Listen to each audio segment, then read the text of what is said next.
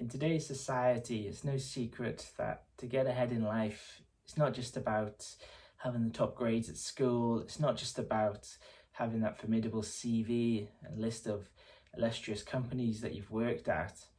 A lot of the times, to get that top end job, you need to know the right people. And so you're probably asking yourself now, how do I get to know the right people? And that's where today's book, Never Eat Alone by Ferrazzi, fits in. He covers a lot of these questions that you and I have, and he shows it through experience of his own career, how he came from humble beginnings in Pittsburgh and worked his way up to being one of the best connected people in the world today. If you do enjoy the video, please hit the like and subscribe button, and without further ado, let's get started. So lesson 1, no man is an island. So as the name suggests, in life, I guess it comes down to people's egos. We like to think we can do things on our own. We don't need other people to help us out.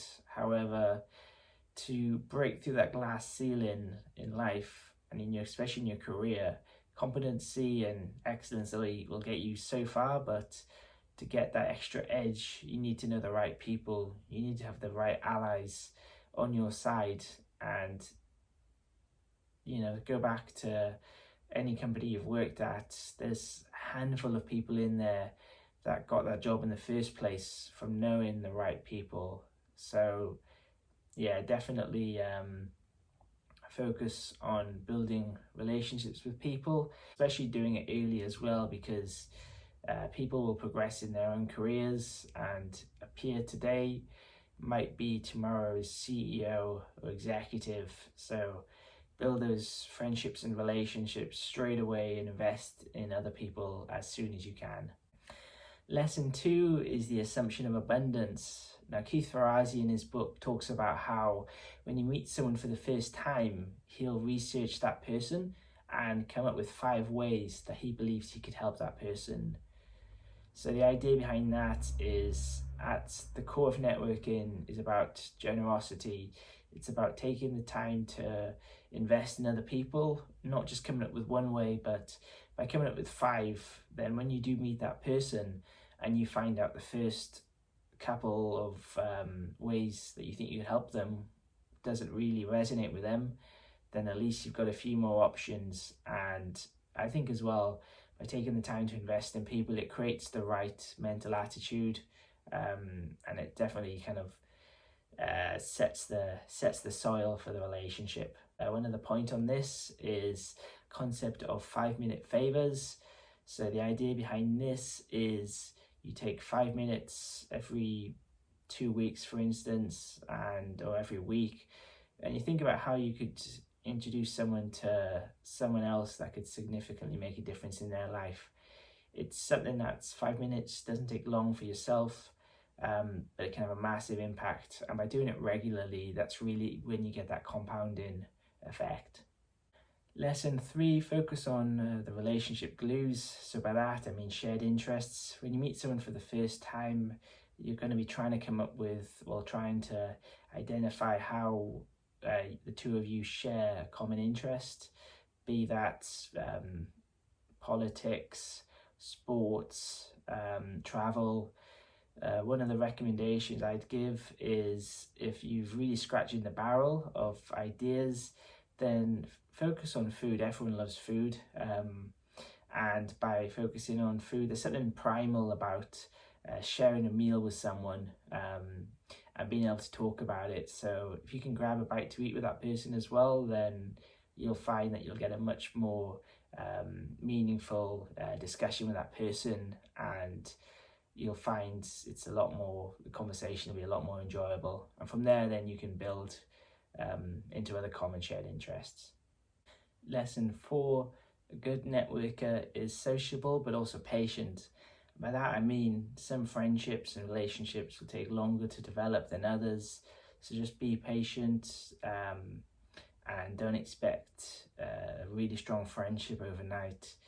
As you help the other person out and they return the favor, that's when you get a much stronger ally.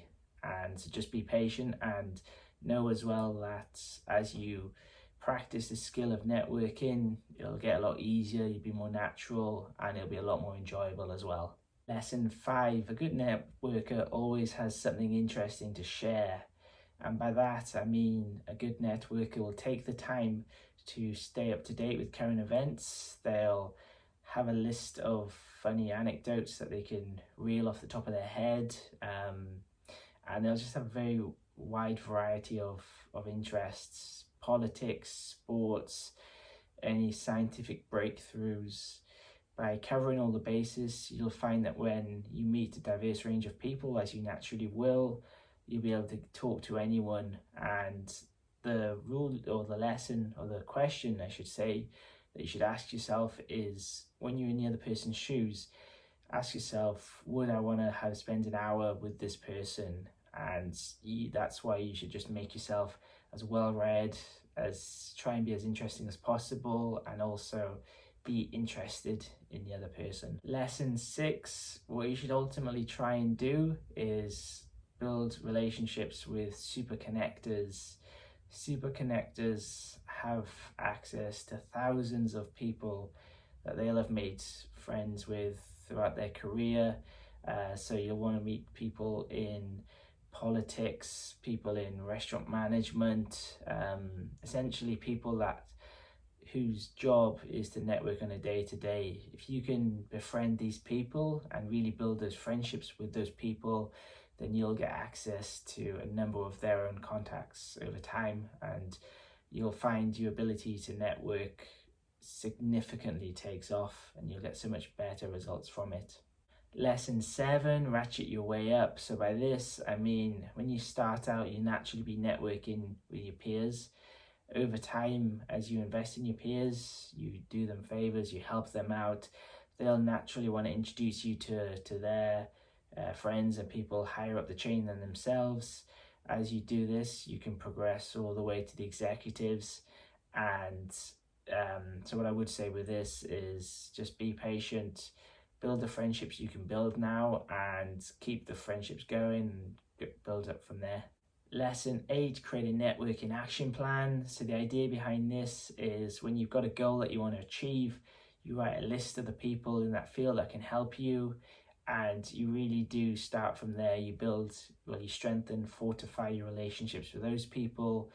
Once you've done that, you can then branch out into their contacts, but essentially create a plan of what you want to achieve and write the people that can help you. By writing it down on paper, it's more real. You're more likely to take action than if you just think about it in your head and you never really write anything down. So I'd definitely recommend doing that. In summary, I hope you all enjoyed this video. I thoroughly enjoyed talking to you today about a couple of the insights I took from the book. I'd highly recommend you all go and grab yourself up a copy of this book. And yeah, if you've taken some value from this video, please hit the like and subscribe button below, and I'll be seeing you all in the next video. Thank you.